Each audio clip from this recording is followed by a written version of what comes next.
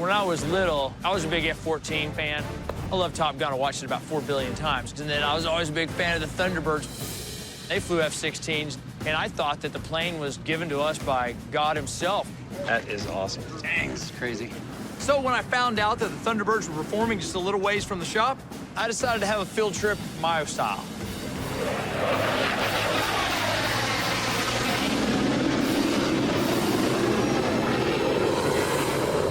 How to do, sir? Welcome, guys. Hey. So glad y'all could get out of the shop. Thanks for having us. Field trips. Nice to get away. Welcome out of the garage. I'm Major Scott Petz, the advanced pilot and narrator with the United States Air Force Thunderbirds, call sign Cheetah.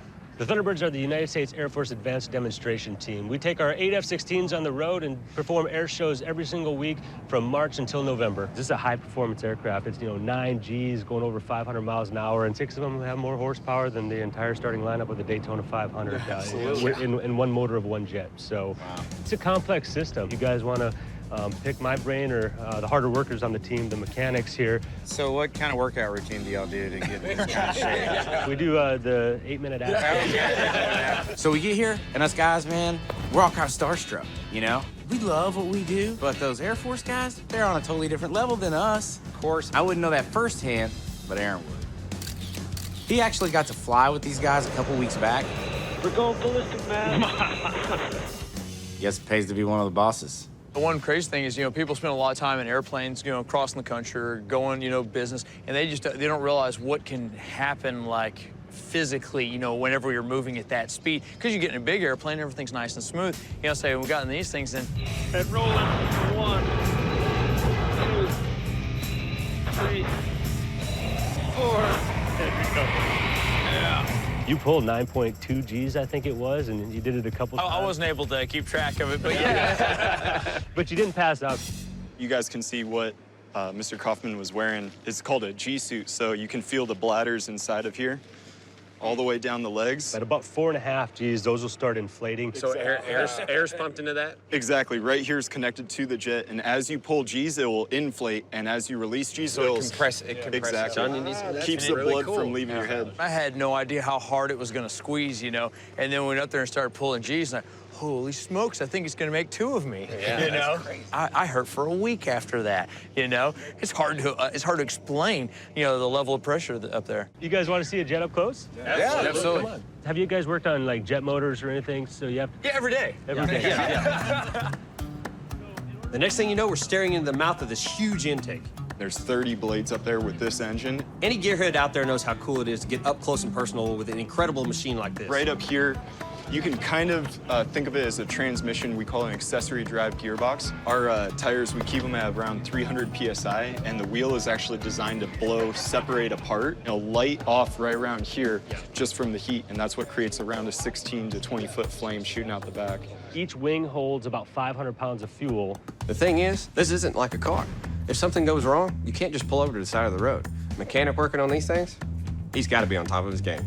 Think of like an engine, you have a piece of a valve, whatever it is, you'll blow a hole in the block, you're far away from a fuel tank. We have fuel tanks all around the engine, so if a blade punctures that, you're now a fireball flying around. So. All right, guys, the pilots are stepping out. They'll be loading up in the 1 through 6 jets. Enjoy the show. Yeah, we will. Thanks for having us.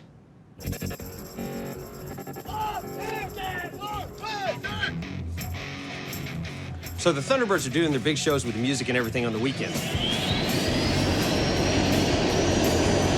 But lucky for us, they have to rehearse. And we got a front row seat.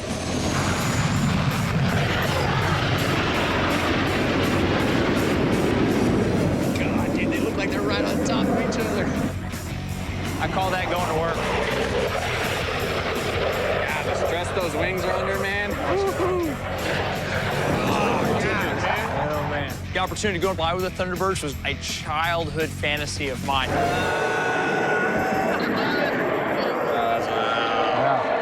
We can't even walk down a hallway that well. You can't be a gearhead and not love this. Controlled stall. Yeah, just walking it, yeah. Very, very challenging, especially on a windy day. That's a lot of work.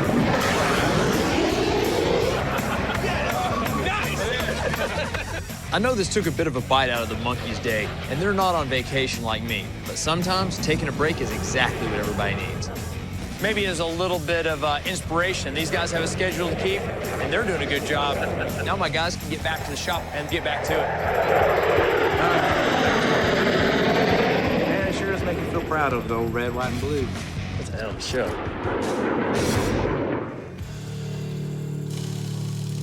Oh, man. So you came in from Indiana?